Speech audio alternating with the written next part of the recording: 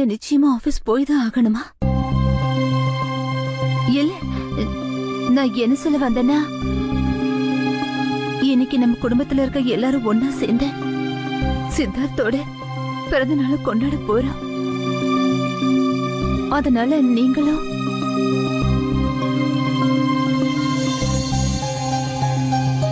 Frame ஒரு நிமிஷம் இல்லைங்க.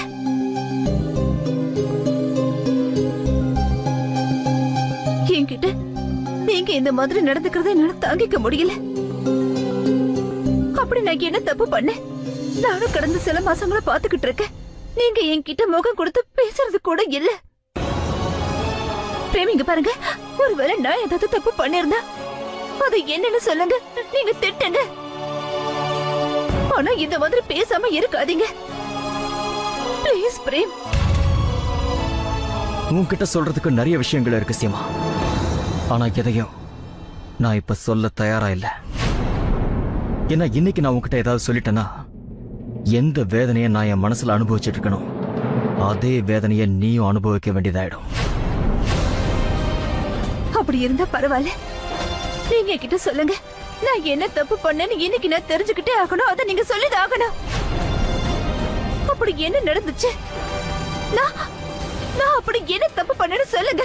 நீங்க இப்படி கோவப்படுற அளவுக்கு ப்ளீஸ் பிரேம், உங்களோட இந்த கோவத்துக்கு என்ன காரணம்னு இன்னைக்கு என்கிட்ட சொல்லிடுங்க. என்ன காரணம்னு சொல்லணுமா? அப்ப சொல்றேன். இன்னைக்கு சித்தார்த் இந்த உலகத்துல உயிரோட இல்லைன்னா அதுக்கு காரணம் நீ மட்டும்தான். அதுல சந்தேகமே இல்லை.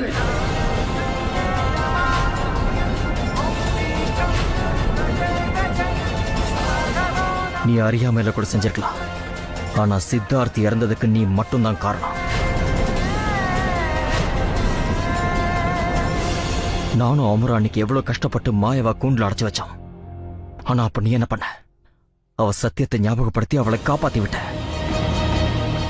நான் இவளுக்கு வாக்கு கொடுத்திருக்கேன், எந்த ஒரு நிலைமையிலையும் எந்த சூழ்ச்சியும் பண்ண மாட்டேன்னு. வேண்டாம் சீமா.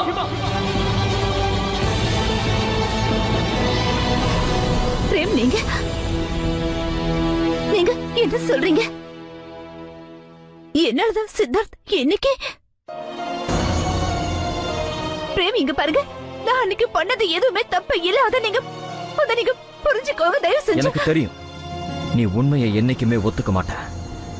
அதனாலதான் இவ்வளவு நாள் அமைதியா இருந்தேன். ஆனா பிரேம், நான் உன்கிட்ட எதுவும் பேச விரும்பல. ஏன்னா எப்பெல்லாம் நான் உன் முகத்தை பாக்குறேனோ அப்பெல்லாம் சித்தார்த்தை இழந்த துக்கம் எனக்கு அதிகமாகுது.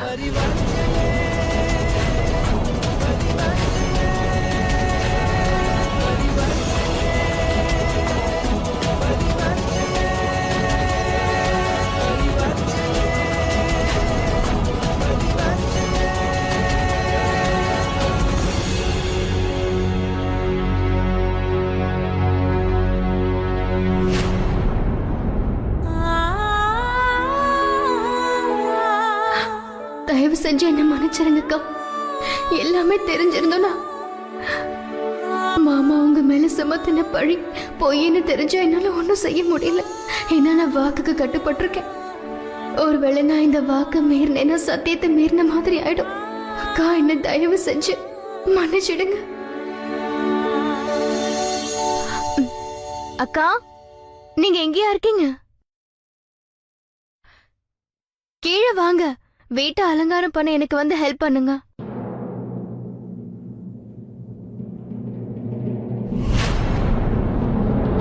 நீ இன்னைக்கு சித்தார்த்தர் ரொம்பவே மிஸ் பண்ணிக்கிட்டு இருக்கல. அப்புறம் இந்த விஷயம் கூட எனக்கு தெரியும். இன்னைக்கு சித்தார்த் நம்ம கூட இல்லைன்னா அதுக்கு நானும் ஒரு வகையில காரணம் தான் ரோகிணி. அப்படி நினைச்சு கூட பாக்காதீங்க. சீமா அக்கா ரோஹிணிக்கு என்னைக்குமே கெடுதல் நினைக்க மாட்டாங்க. ஒருவேளை இத துர்கா தேவியை என்கிட்ட சொன்னாலும் கண்டிப்பா நான் ஒத்துக்க மாட்டேன்.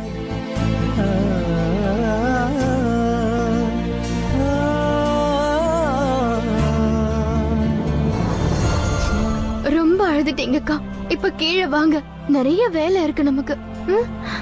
நீ போ, நான் ஒரு 2 நிமிஷத்துல வந்துடுறேன். போ.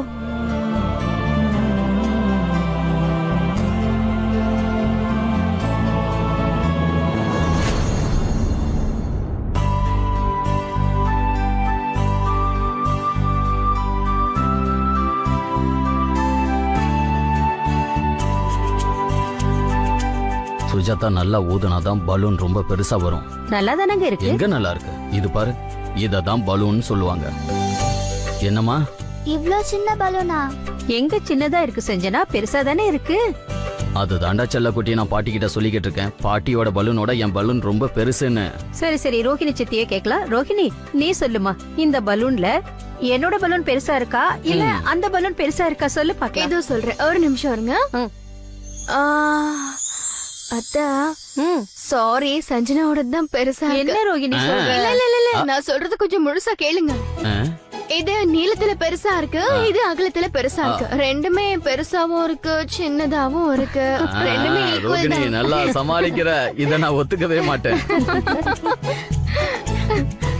அட என்ன இது, எல்லா வேலையும் நீங்களே பாக்குறீங்க, எனக்கு வேலை இருக்கா இல்லையா? இல்ல ரோகிணி, இன்னைக்கு எல்லா வேலைகளையும் நாங்களே பார்க்க போறோம். நீ வேலைகளை எங்களுக்கு சொல்லிக்கிட்டு மட்டும் இரு, சரியா? அதான் அந்த ஸ்கூல்ல ஏதோ பிள்ளைங்களுக்கு சொல்லிக்கிட்டே இருப்பாங்களே மானிட்டர், நீ எங்களை மானிட்டர் பண்ண. என்ன அத்தை நீங்க? இதோ கேக் வந்துருச்சு. இதோ கேக் வந்துடுச்சு, வாங்க.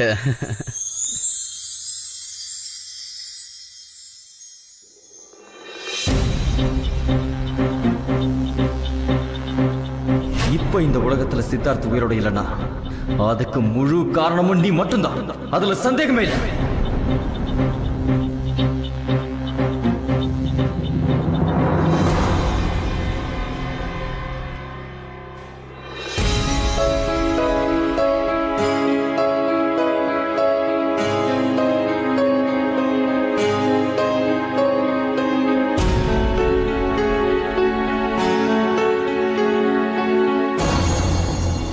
நல்ல வேளை நீங்க எல்லாருமே இங்க தான் இருக்கீங்க.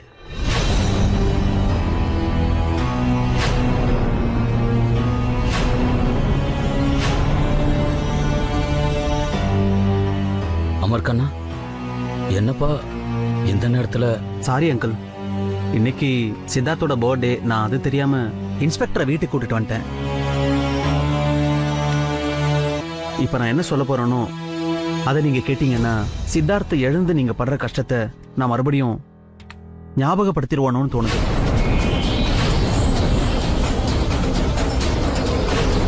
ஆனாலும் சித்தார்த்துடைய மரணத்தை பத்தி எனக்கு இருக்கிற சந்தேகங்களை உங்ககிட்ட சொல்லி தானே தெளிவுபடுத்திக்க முடியும்.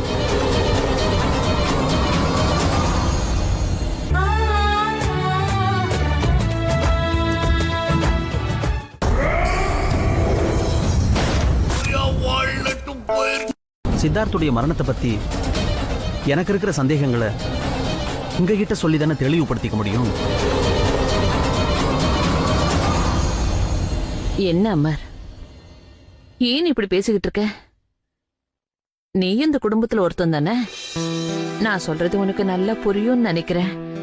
நீ பிரேமோட ஃப்ரெண்டு மட்டும் இல்ல, இந்த குடும்பத்துல ஒரு மகனா நினைச்சுக்கிட்டு இருக்கோம். ஆமாப்பா, நீ உன்னோட உயிரையும் பார்க்காம சித்தார்த்தோட உயிரை காப்பாத்த முயற்சி பண்ண. நீ எங்க சொந்தங்கிறதுனாலதான் அப்படி செஞ்ச. நீ என்ன சொல்ல நினைக்கிறியோ அதை சொல்ல. நான் இப்ப சொல்ல போற விஷயம் கூட உங்க குடும்பத்துல ஒருத்தனா தான் சொல்றேன். சித்தார்த்துடைய பாடி ஆக்சிடென்ட் அப்போ காணாம போகல, அதை யாரோ கடத்திட்டு போயிருக்காங்க.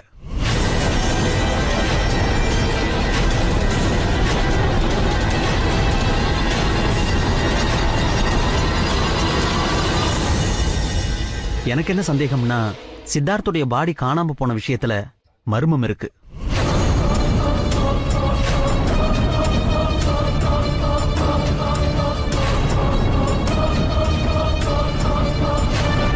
ஓப்பனா சொல்லணும்னா, என்னோட சந்தேகங்களுக்கு தெளிவு கிடைச்ச பிறகு இதுதான் உண்மைன்றது தெரிஞ்சு போச்சு.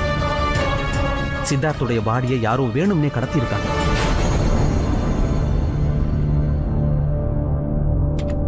என்னால புரிஞ்சுக்க முடியுது. நான் சொல்ற விஷயத்த உங்களால அவ்வளவு சீக்கிரத்துல நம்ப முடியாதுன்னு. அதனாலதான் எனக்கு கிடை தடயத்தை உங்ககிட்ட. கேலண்டர்,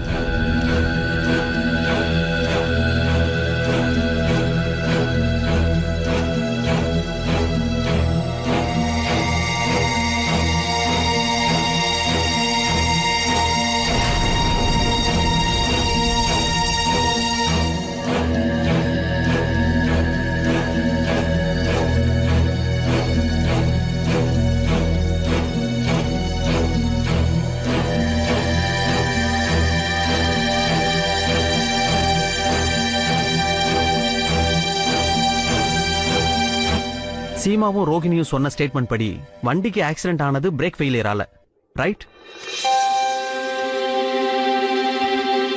இது வண்டி போன வழியோட சிசிடிவி ஃபுட்டேஜ். இது இன்ஸ்பெக்டரோட உதவியால எங்களுக்கு கிடைச்சது. சீமாவும் ரோகிணியும் சொன்ன ஸ்டேட்மெண்ட் படி ஆம்புலன்ஸ் ரொம்ப வேகமா போயிட்டு இருந்துச்சு. அப்போ ஆம்புலன்ஸை கண்ட்ரோல் பண்றதுக்கு ஒரு தடவை லெஃப்ட்ல ஒரு தடவை ரைட்ல கட் பண்றாங்க.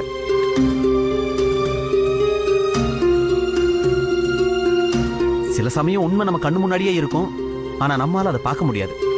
சில சமயத்துல அதை நம்ம கவனிக்க மாட்டோம். நான் ஏன் இப்படி சொல்றேன்னா, இந்த ஃபுட்டேஜ் இவ்வளவு நாள் இன்ஸ்பெக்டர் கிட்ட தான் இருந்துச்சு, ஆனா அதை செக் பண்ணணும்னு அவருக்கு தோணவே இல்லை. சரி, நான் விஷயத்துக்கு வரேன். முதல் விஷயம், எந்த ஸ்பீட்ல ஆம்புலன்ஸ் போயிட்டு இருந்துச்சோ அந்த ஸ்பீட்ல பிரேக் ஃபெயிலியர் ஆச்சுன்னா ஹேண்ட் பிரேக்கை யூஸ் பண்ணி நிச்சயமா ஆம்புலன்ஸை நிறுத்த முடியும்.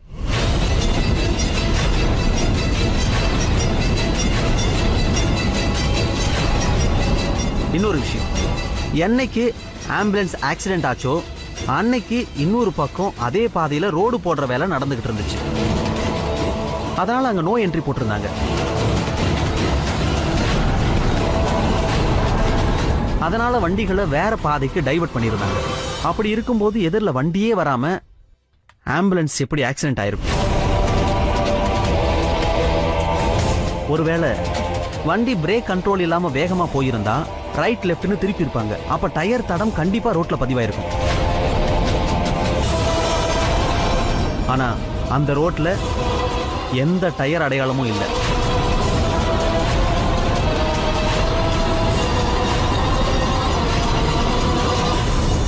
அதனால நான் என்ன நினைக்கிறேன்னா, சித்தார்த்துடைய பாடி காணாம போனதுல ஏதோ ஒரு மர்மம் இருக்கு. என்ன? ரோகிணியை சமாளிக்கிறதுல ஆம்புலன்ஸோட ஸ்பீட் அவ்வளோ கம்மியா இருக்கிறத நான் கவனிக்காமையே போயிட்டேன். அப்புறம் வண்டியோட பிரேக் ஃபெயிலியர் ஆயிடுச்சுன்னு டிரைவர் சொன்னப்போ அதை நான் கண்மூடித்தனமா நம்பிட்டேன். அதனால நான் உங்ககிட்ட ரெக்வஸ்ட் பண்ணி கேட்டுக்கிறேன் இன்ஸ்பெக்டர், இந்த கேஸை தீவிரமா இன்வெஸ்டிகேட் பண்ணுங்க. போதும் அமர், இதோட நிறுத்துங்க.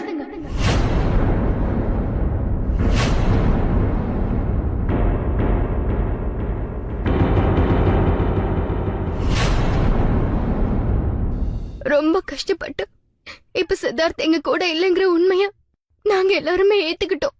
எங்க காயத்தை ஏன் நீங்க இன்னும் அதிகமாக்க விரும்புறீங்க? நான் உங்களை கையெடுத்து கும்பிட்டு கேட்டுக்கிறேன், எங்களை எங்க வழியிலேயே விட்டுறேங்க. ஏன்னா இந்த கேஸ மறுபடியும் விசாரிக்கிறதால சித்தார்த் எங்க வாழ்க்கையில ஒண்ணு திரும்பி வர போறது இல்ல. அதனால ப்ளீஸ்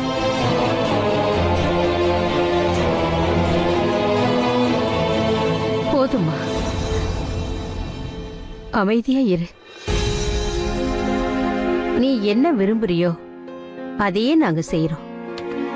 ரோகிணி, சித்தார்த்துடைய இழப்பு உன்னை எந்த அளவுக்கு பாதிச்சிருக்குன்னு எனக்கு நல்லா புரியுது. ஆனா தயவு செஞ்சு நான் சொல்றத புரிஞ்சுக்கோங்க அமர். சித்தார்த்தே போனதுக்கு அப்புறம் பிரேக் ஃபெயிலியர் ஆச்சா இல்லையா, எதிர்க்க ரோடு இருந்ததா இல்லையான்னு எதையுமே நாங்க தெரிஞ்சுக்கணுங்கிற அவசியமே இல்ல. அன்னைக்கு சித்தார்த்தோட பாடியை இழக்க கூடாதுன்னு ரோகிணி போராடின. ஆனா அதே ரோகிணி சித்தார்த் பாடி காணாம போன விஷயத்தை பத்தி தெரிஞ்சுக்கிறதுக்கு இன்னைக்கு ஒரு வாய்ப்பு கிடைச்சிருக்கு. ஆனா ரோகிணி எதுக்காக அதை தெரிஞ்சுக்கிறதுல எந்த ஒரு பிரயோஜனமும் இல்லைன்னு சொல்றா. அழாதம்மா, அழாதம்மா ரோகிணி. அப்புறம் அமர் வீட்டுக்குள்ள வந்ததுல இருந்தே ரோகிணி ரொம்ப பயந்த மாதிரி தெரிஞ்சா. ஏன்னு தெரியல, ஆனா ரோகிணி எதையோ மறைச்சுக்கிட்டு இருக்கா. ஏதோ ஒரு மர்மம் இருக்க, அதை ஏன் எங்க கிட்ட சொல்லாம மறைக்கிறான்னு புரியல. அது என்ன விஷயமா இருக்குன்னு தெரியலையே.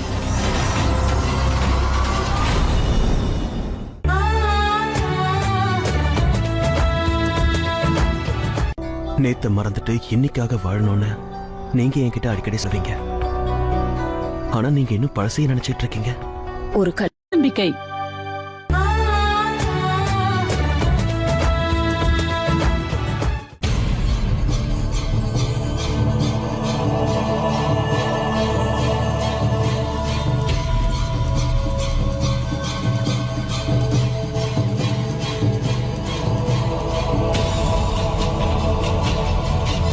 அது என்ன விஷயம்னு நான் தெரிஞ்சுக்கிட்டே ஆகணும்.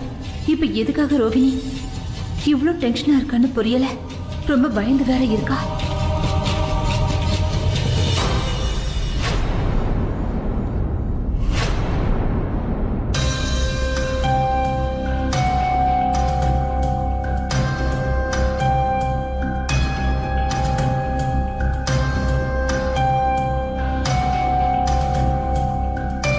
அது எனக்கு தெரியும் ரோகிணி. அமர் என்ன சொன்னாரோ அந்த விஷயத்த ஏத்துக்கிறது உன் மனசுக்கு ரொம்பவே கஷ்டமா இருக்கும்னு. ஆனா ரோகிணி, அவர் பேசுறது ஒண்ணும் அர்த்தமற்றது கிடையாதுல்ல. அக்கா ஏன் புரிஞ்சுக்க மாட்டேங்கிறீங்க? உங்களுக்கு என்ன தோணுது? இப்ப நம்ம மறுபடியும் தேடுறதால அந்த ஆக்சிடென்ட் எப்படி நடந்துச்சுன்னு தெரிஞ்சுக்கிறதால சித்தார்த் நமக்கு திரும்ப கிடைக்க போறாரா என்ன? இல்லல. அப்புறம் எதுக்காக நீங்க இதெல்லாம் பண்ணணும்னு நினைக்கிறீங்கக்கா? ஏன் எப்படி எதுக்குன்ற கேள்விக்கு எல்லாத்துக்கும் பதில் கிடைச்சிடலாம். ஆனா எங்களுக்கு துக்கத்தை தவிர வேற எந்த பதிலும் கிடைக்க போறது பாட்டி, நான் என்ன சொல்றேன்னா- இல்லப்பா. நாங்க எல்லாரும் ரொம்ப கஷ்டப்பட்டு சித்தார்த் இறந்ததை மறுக்கிறதுக்கு ரொம்ப முயற்சி பண்ணிக்கிட்டு இருக்கோம். அந்த வேதனையை மறுக்கிறதுக்கான சக்தியும் வலிமையும் எங்களுக்கு இங்க இருக்கிற யார்கிட்டயுமே இல்ல. என்னால சித்தார்த்தோட இழப்பை தாங்க முடியல ரோகிணி. நானும் இதை ஒத்துக்கிறேம்மா. நம்ம எவ்வளவு இன்வெஸ்டிகேஷன் நடத்தினாலும் சரி, நிச்சயமா நம்ம சித்தார்த் திரும்ப வர போறது இல்ல. ஆனா ரோகிணி, அமர் மனசுல ஏற்பட்ட கேள்விக்கு பதில் தெரிஞ்சுக்க வேண்டியது ரொம்பவே அவசியம் இல்லம்மா. ஒருவேளை இது வரைக்கும் நம்ம யாருக்கும் தெரியாத ஒரு உண்மை வெளியே வர வாய்ப்பு இருக்கு ரோகிணி.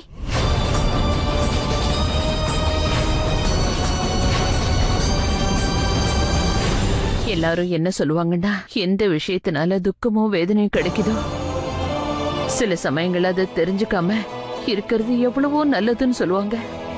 அந்த மாதிரி எதுவும் பண்ணக்கூடாது. இந்த தேடுதல்னால ஒருவேளை நம்மளோட ரோகிணிய இன்னும் அதிக துக்கத்துல அழுத்தக்கூடாதுப்பா.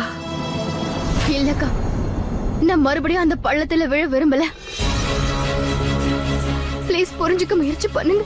சித்தார்த் போனதுக்கு அப்புறம் நான் எவ்வளவோ கஷ்டப்பட்டு வாழ்க்கைய வாழ நான் ரொம்பவே முயற்சி பண்ணிட்டு இருக்கேன்க்கா. ஒருவேளை மறுபடியும் இந்த வீட்ல சித்தார்த் அப்புறம் அவரோட மரணத்தை பத்தி பேச ஆரம்பிச்சாங்கன்னா என்னால தாங்கிக்க முடியாதுக்கா. நான் வாழும் போதே இறந்துடுவேன்க்கா. நீ ஏன் இந்த மாதிரி பேசிட்டு இருக்க ரோகிணி? நீ ஏன் புரிஞ்சுக்க மாட்டேங்கிற? நம்ம இந்த உண்மைகளை தெரிஞ்சுக்க வேண்டியது ரொம்பவே அவசியம். அதாவது அன்னைக்கு ராத்திரி அங்க என்னதான் நடந்ததுன்னு நீ என்ன நினைக்கிற? இப்ப இந்த ஆம்புலன்ஸோட என்கொயரியை நிறுத்துறதுனால உன் மனசுக்கு நிம்மதி கிடைச்சிரும் நினைக்கிறியா? இங்க பாரு ரோகிணி, நீ எதுக்காக தேவையில்லாம பயப்படுற? நான் தான் உன் கூட இருக்கல. அக்கா, விஷயம் அது இல்லக்கா. அப்போ என்னதான் விஷயம்னு சொல்லு.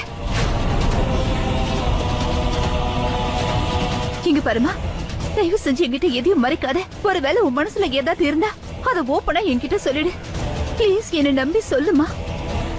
உன் மனசுல இருக்கிறத என்கிட்ட சொன்னா உன் மன பலம் குறையும். அக்கா, அது எனக்கு நல்லாவே தெரியும்.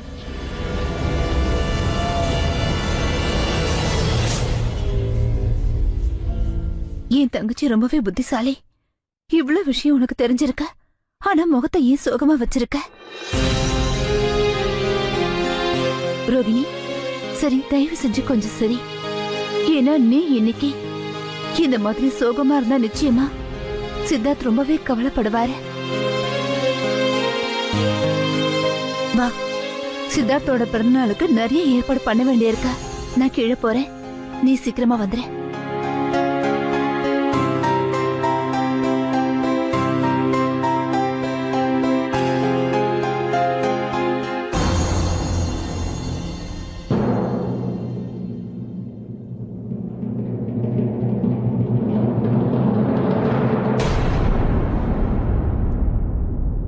என்ன மன்னிச்சிருங்கக்கா. நான் ஏதாவது ஒண்ணு செஞ்சு இந்த இன்வெஸ்டிகேஷன் நடக்க விடாம தடுத்தாகணும். இல்லனா